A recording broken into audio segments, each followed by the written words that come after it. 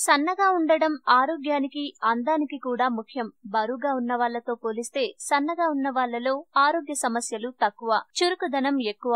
ఏమీ తినకుండా అధిక వ్యాయామాలతో సన్నబడడం ఆరోగ్యానికి అంత మంచిది కాదు. ఆహారంలో మార్పులతో బరువును క్రమేపీ తగ్గించుకోవచ్చు. గ్రీన్ పీస్ బఠానీ సూప్ 2 రోజులకోసారైనా తాగడం అలవాటు చేసుకోవాలి. త్వరగా ఆకలి వేయదు. అలాగని ఈ సూప్ లో కొవ్వు కలిగిన పదార్థాలు ఉండవు. కావలసిన పదార్థాలు: పచ్చి బఠానీలు 2 కప్పులు, వెన్న 1 టీ స్పూన్, పుదీనా ఆకుల తురుము 1 టీ స్పూన్, ఉల్లిపాయ తరుగు 1/2 కప్పు, పాలు 1/2 cup, black pepper 1/2 teaspoon, ఉప్పు రుచికి సరిపడా, నీళ్లు 2 కప్పులు. తయారీ విధానం: పచ్చి బఠానీలు కడిగి పక్కన పెట్టుకోవాలి. స్టవ్ మీద కడాయి పెట్టి అందులో కాస్త వెన్న వేయాలి.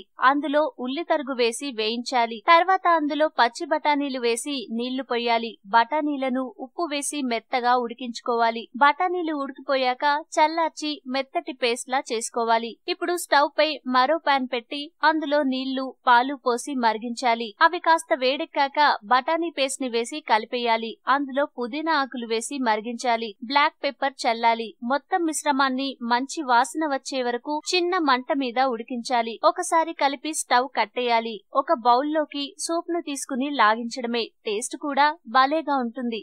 ఈ వీడియో మీకు నచ్చితే లైక్ చేయండి, అందరికీ షేర్ చేయండి, కానీ సబ్స్క్రైబ్ చేయడం మాత్రం మర్చిపోకండి.